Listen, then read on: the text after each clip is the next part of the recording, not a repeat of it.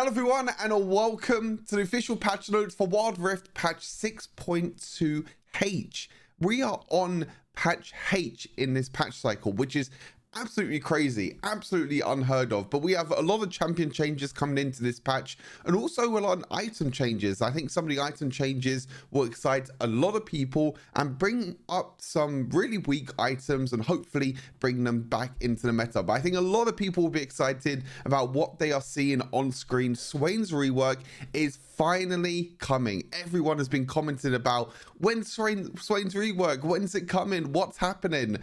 25th of September, that is the time that SWAIN's rework is coming out, and this is exactly the same as what we saw in all the way back in patch 6.2, which for some reason they were in the patch notes for the original patch 6.2, but it didn't come out. But now they're in patch 6.2H, and these are exactly the same. So your passive now, each of your soul fragments heal. It used to heal for percentage of your maximum health. It still does, but it now scales with ability power. So the more ability power you build, the more healing that you're going to get from your passive.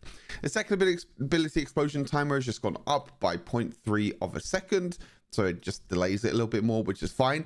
But this is the big buff. You can now use your ultimate infinite amount of times. There is a cooldown of 6 seconds, but you can now keep using your ultimate over and over again to deal more damage.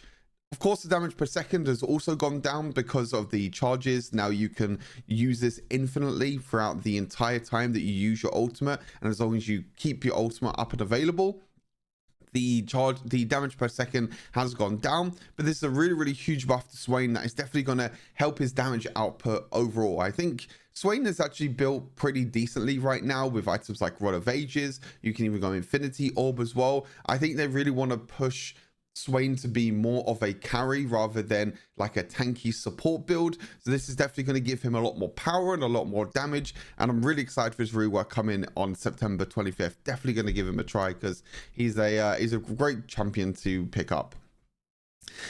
Moving on to other champion changes. Gwen, snip damage. The bonus damage of every snip is going up by 1%, which of course is going to scale with every single snip that you hit. 1% turns into 2% if you hit the second snip, and 3% if you hit the third snip, and then the last snip goes up by 5%. So really giving you trading power with your first ability during the laning phase and giving you a little bit more oomph during team fights. And the damage to jungle camps has gone from 80% up to 105%, which is really interesting because wow, it happened a while ago now that Gwen jungle was actually very popular and is very strong, and they actually had to nerf the jungle damage of snip down to 80%, which is obviously below 100%, below the standard damage of Gwen's first ability. But now it's actually gone up, and now it's going to be higher than the damage that Gwen normally gets from her first ability. So this is going to help her jungle clear quite a lot. And of course, you can build Fleet Footwork as well, which is already a very good rune for Gwen, because you can stack your first ability that little bit quicker with the extra attack speed that you get. And it's going to help her jungle clear quite a lot. So I'm pretty excited to see if Gwen jungle is going to come back in the meta. I can't remember the last time I saw it. I think it was maybe a year ago now or something like that. But then they completely gutted Gwen jungle with Jax. Of course, they buffed Jax a little bit, but they haven't buffed Jax since, and Jax jungle is still not very good. But Gwen jungle, they're really buffing her damage on her first ability. So could be quite exciting to see if Gwen jungle can definitely come back into the meta. And then the ultimate, the damage of each needle, the base damage is going up and it's scaling by 2% more ability power. So some really nice buffs for Gwen. Personally, I didn't really think that Gwen really needed some buffs, maybe some slight adjustments here and there, but I don't think she needed this big of a buff. I mean, this 1%, of course, as I mentioned, turns into 2 or 3% damage. The last snip damage going up by 5% is nice. Then the base damage of your ultimate going up. I think this is going to give Gwen a lot of power during the laning phase, a lot more power during team fights as well. And of course, Gwen jungle could come back into the meta as well. So I do think that she is a decent AP option in the top lane. I think maybe she still gets overlooked by champions like Rumble, even though he got nerfed, he's still very powerful. Maybe Mordekaiser as well. But I think she was in that mix of like, she's decent, she can still carry games, but this buff is definitely going to help her out a lot and allow her to do a lot more damage. Hecarim definitely been underperforming. I haven't seen a Hecarim in a long time, and every time I play Hecarim, this champion just feels like it does no damage at all. So they're increasing the base damage, they're increasing the base armor, and also the armor per level. Base damage is going to help a little bit in terms of the jungle clear during the early game, and also help you with trading and trying to skirmish towards that first scuttle crab. Same with base armor as well. Again, it doesn't help you with clear, but helps you with the early scuttle trades. Trying to 1v1, trying to duel early on, or trying to gank early on, and having that little bit of survivability. And then you get 0.5 armor per level, so you get an extra 5 armor at level 10, and at level 15 or whatever you'll get an extra 7.5 armor. So it's a nice base stats buff to Hecarim. He definitely needed it, in my opinion. I think that he is definitely in a weak spot. Will this be enough to put him in the fray for the meta? I don't think so, because the other junglers that are very strong right now, like Viego and Kha'Zix, are not getting touched. So I don't think this will put Hecarim back into the meta, but it can be another viable option. Shyvana getting buffed again. I feel like every single patch now, Shyvana is just getting buff after buff after buff, but the champion style of just AFK farming just doesn't really work in Wild Rift in the moment. The only time that she was really broken was when she got a crazy amount of stacks from just AFK farming through jungle, and then they nerfed that. And since then, she's just never been played. She's just been very slow at clearing through jungle. She just can't really do too much until she gets her upgrades. And of course, like early team fights, she's not very useful either. And then you have champions like Lee Sin, Kha'Zix, Viego, ganking lanes, making an impact, and getting more gold than Shyvana. And of course, Shyvana can't really gank and doesn't really make any impact on lanes. So another buff to Shyvana, the cooldown of the second ability going down by 1 second every single rank, and the health increase now that you get with your ultimate has also been increased. So some slight buffs to Shyvana. Cooldown buff is really nice on the second ability. This is one of your main abilities to clear through jungle, and of course still damage in fights. Health increase is kind of whatever. Cooldown is going to be nice though for burnout, especially early game. But in general, I don't think this will do too much to Shyvana. Rise buffs, very interesting. Again, the Rise, another champion, maybe even higher than, maybe I think more highly than Gwen, because I think Rise is in a pretty good spot. This is interesting that they are buffing his base armor and armor per level. They did nerf, I believe it was the base armor they did nerf before with the first round of nerfs when Rise got released, trying to nerf the top lane Rise, because top lane Rise was being so dominant in the meta. You have the range advantage, you have a lot of poke, you have a lot of damage, but since then them damage nerfs, Rise top lane has not really been a thing anymore, because you can't poke out and you can't do enough damage. But this base armor buff is definitely going to help him a lot more in the top lane than the mid lane, unless you're going against obviously someone like Yone or Yasuo or someone like that. But this is definitely more tailored towards the top lane. Rune Prison cooldown also going down by, wow, actually by 1.5 seconds in late game, going from 8.5 down to 7 seconds. So giving you a bit more time to either slow or root an enemy champion, which is quite nice. And the Realm Walk cooldown also going down by 5 seconds at every single rank. So not any damage buffs to Rise, which I think would have been the most scary thing in terms of buffs. But definitely some changes here and there that will, in my opinion, help him more in the top lane than mid lane. I still think he's a great pick in the mid lane, in my opinion. I still think he's actually one of the strongest mid lane picks to play right now. Pretty safe to play. He has incredible scaling as well with his items and with his build, but I think they're just trying to buff maybe top lane Rise. This is more of a top lane Rise build. I would say this is more of a top lane Rise build as well. So you can slow the top laner, you can slow that melee champion to not hit you as much. And Realm Warp is just a buff overall. Tristana, yeah, not surprised. Tristana doesn't really get played at the moment. She's only really strong once you get like level 10 onwards, when you have more range than a Caitlyn, for example. But sometimes it's a little bit difficult to try and carry a little bit later on. Base health in the early game is quite nice. I think that you can try and actually engage now at level 2 with the base health increase, and obviously with the explosive charge buff as well. But the thing is with Tristana is that level 2, you're supposed to be really strong, because you have your second ability and you have your third ability, so you can jump in, you can play aggressive. Problem is, she's just very squishy right now, so I actually quite like this buff. Third ability, damage get increased by 10% at every single rank of your bonus attack damage. So you're going to get a little bit more power now with your third ability, so it's going to help you clear through waves, help you with burst damage. And like I said, during the early game, you can try and look for that level 2 all in and try and look for the early engage if you have an engage support right next to you as well. So some nice buffs to Tristana. Again, as I mentioned, with the jungle, the overpowered AD carries right now, like Varus, are not getting touched. So I don't think this will bring Tristana into like, you know, into meta, because some of these other junglers are just, some of these other AD carries, sorry, are just way too strong. But it's just nice that they're understanding and realizing that Tristana is pretty weak right now. Ezreal the same. The problem with Ezreal, I've mentioned this many times on stream, but Ezreal just doesn't build crit items, and crit items are still very, very powerful right now. So Ezreal has been falling off in the meta and is not as strong as what he was before. He still does the same amount of damage. He's still very safe to play, but he just doesn't do the same, has the same scaling or the same damage output as some of these crit AD carries in the late game. So they are buffing his missed his shot by 5% of the attack damage, which is quite nice. And the second ability is going down by 2 seconds at every single rank. So some nice buffs overall. You have to remember, with cooldown buffs are actually very powerful on Ezreal, because of course with his first ability as well, every single time he hits his first ability, he can reduce the other abilities cooldown. So any buffs to cooldowns, I think, is very, very powerful for Ezreal. Even if it is the second ability, still hit his second ability, and even auto attacking or using his first ability afterwards is going to help his damage output.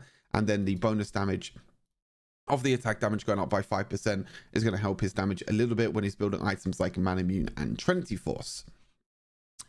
Seraphine, this is actually something that a lot of people have been asking for as well. I think a lot of people might be happy with this patch. We have SWAIN rework, and also we have some mage AP buffs to Seraphine. It is only her first ability, but this is of course her main damage ability, which I think a lot of people wanted. A lot of people wanted to move away from this supportive style for Seraphine, you know, maxing the second ability, going for heals and shields, and want to play a more carry Seraphine style, which I think, it seems like Riot completely agree with. The AP ratio is going up from 40% up to 45%. However, they are adjusting a Seraphine. They are nerfing the second ability. They're reducing actually the cooldown in the early stages, but increasing it in the late game, because of course it stops spamming this ability over and over again, which I think is very important.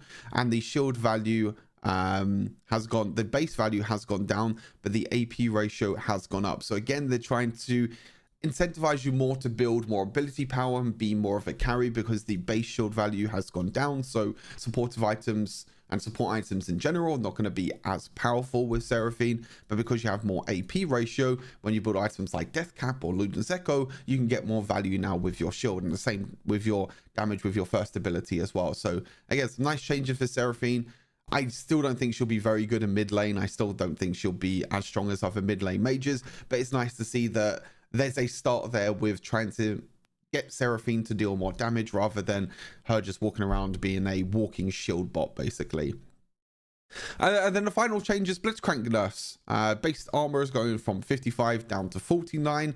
For the second ability, the mana has been increased, and also the base movement speed is now decaying over time to 10% instead of 25%. And also the base movement speed that you get as an increase has also gone down by quite a lot. So Blitzcrank is not going to be as speedy anymore with his second ability. He's not going to get as much flat movement speed, and also the decaying over time is going down to 10% instead of 25%. So you're going to be a lot slower now when you get into that overdrive position, and when you're decaying over time and going all the way down to 10%, you're going to be very, very slow when you get down to 10%. So in general, you're not going to get as much speed. You're not going to be able to walk up for free, use your second ability, basically walk into melee range. And what you could do with Blitzcrank, a really cool technique right now, is using your overdrive, walking towards enemy champions, using your third ability to knock up, and then using the second part of the overdrive to run back quickly. And by that time, the enemy is still knocked up, and then you can hook them for free. So you run forward, use your third ability, and then you hook them back for free. Might not be able to do that anymore with this nerf, which is quite nice, because that was a really annoying combo to deal with. And of course, the base armor going down means that he can take a little bit more poke during the early game and not just walk forward for free and, try and look for hooks throughout the whole laning phase. Items, some really nice item changes coming. Force of Nature, I think this is actually a pretty underrated item in my opinion. I know a lot of people are going Krakens, or what's the item? It's not even Krakens. Oh my god, what the hell is the other magic resist item that gives you the magic shield? I was going to say Kraken's Fury, but I'm pretty sure that's a TFT item. Kanik Rookham. There you go. I got there eventually. But yeah, a lot of people are building Kanik Rookham because normally when you're building it on tanks, you're building a lot of HP anyway, and that little bit of a magic shield at the start is actually quite nice. But I do think Force of Nature is still pretty good. I still think you get a lot of movement speed. I still think you get a lot of value from this item. They are now increasing the magic resist from 55 up to 60 now. So it is going to be a different alternative to Kanik Rookham, which I don't think this item needs a buff. I think Kanik Rookham is just too strong right now, in my opinion.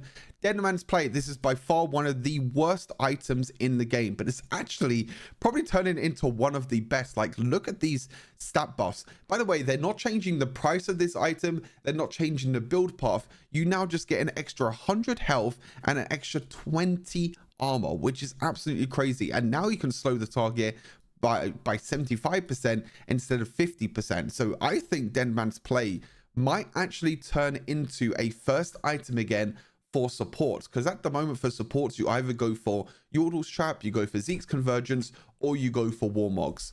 Dead Man's Play, I think, could be a viable first item now for supports. It's a very cheap item. It gives you a crazy amount of movement speed to be able to roam and help out around the map. It allows you to deal extra damage when you deal that first auto attack to enemy champions, and you can also slow the target by 75%. These are some crazy buffs. It's also going to be really good for Ratmus as well, and just in general could be very, very good for tanks. But these buffs are just absolutely absurd. Like 250 to 350 health, armor is going up from 50 up to 70. Yeah, it's just absolutely crazy. Yeah, and target movement speed being slowed by 50, you know, from 50% by 50% up to 75% as well. So some really nice buffs to Dead Man's Play, and I think it's going to be a lot more viable. There was a meta a long time ago for you Wild Rift players that have been playing for a long time. There was a meta where supports always build Dead Man's Play as the first item just because of how strong the item was, and I think we're going to be going into that sort of meta again. Warmog's armor actually being buffed as well, it seems like. If you haven't taken damage within the last 6 seconds, if you haven't taken damage within the last 5 seconds, yeah, so instead of 6 seconds, it's now 5 seconds. So yeah, bit of a buff to Warmog's. I don't think this changes anything, in my opinion. I still think the item is very strong. It's very cheap. I think it's very good on supports as well, because you're engaging in team fights, and then you can walk out of team fights, wait 5 seconds, and then you heal back up basically to full HP. So I still think this item is pretty good. I don't think it needs a buff, but I don't think 1 second is going to make a lot of difference to the sort of healing that you're going to be able to get. Soul Transfer nerf. I think this is more trying to nerf champions like Ashe at the moment, because I'm thinking of Soul Transfer champions, and I think of Ashe, I think of Caitlyn, and I think of there's one other champion that I can't think off the top of my head.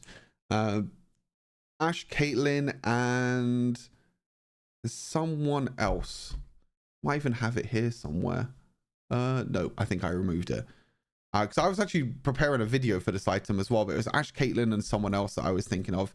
But anyway, I think it's more trying to nerf Ashe than anything else. Instead of nerfing the champion, they're trying to nerf the item itself. It's just reducing the ratio of the clones. So basically, the clones now are not going to deal as much damage. I still think it's going to be a strong item and a viable item on champions like Ashe. Some people are building it as the second item though. I think you always delay it to a third item because you need more crit, and getting up to 75% crit I think is very important to try and summon as many clones as as possible. Obviously up to 2 clones, and then you can just keep refreshing the clone cooldown over and over again. So yeah, in general, I think Soul Transfer is still going to be good on the champions that it was good on before. I don't think this really changes too much. Of course, it's being nerfed, so yeah. Mortal Reminder going up from 3,100 to 3,300 gold. This is something that they did in patch 6.2. They lowered the gold of Mortal Reminder because they removed some of the stats.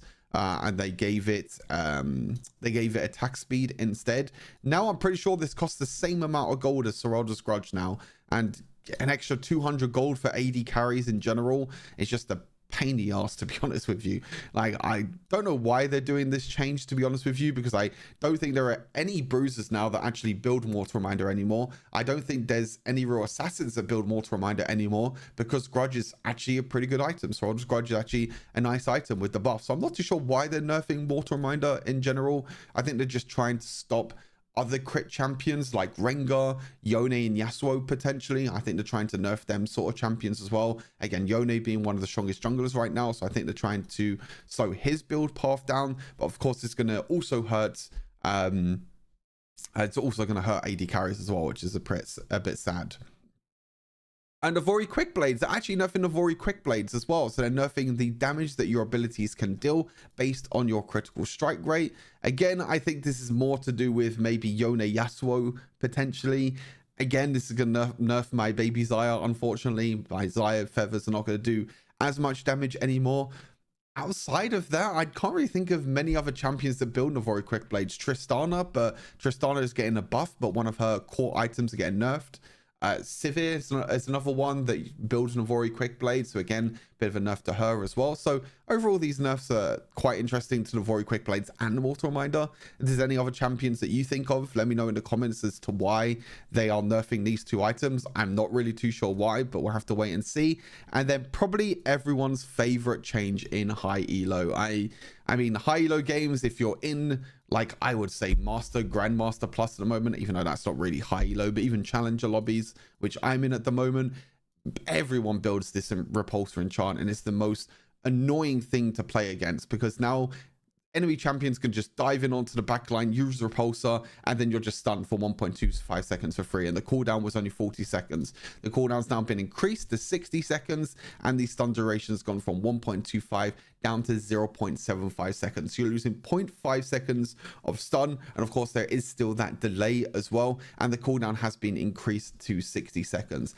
I still think this will be a pretty good boost enchant. Of course, when this boost enchant first got changed, people didn't really understand how to use it, or they didn't really see the value. But over the last few weeks, I think people are starting to understand how strong this boost enchant actually is, and it's been abused on every single bruiser, tank support, AD carries are using it, mages, everyone's using it. So yeah, they're nerfing that.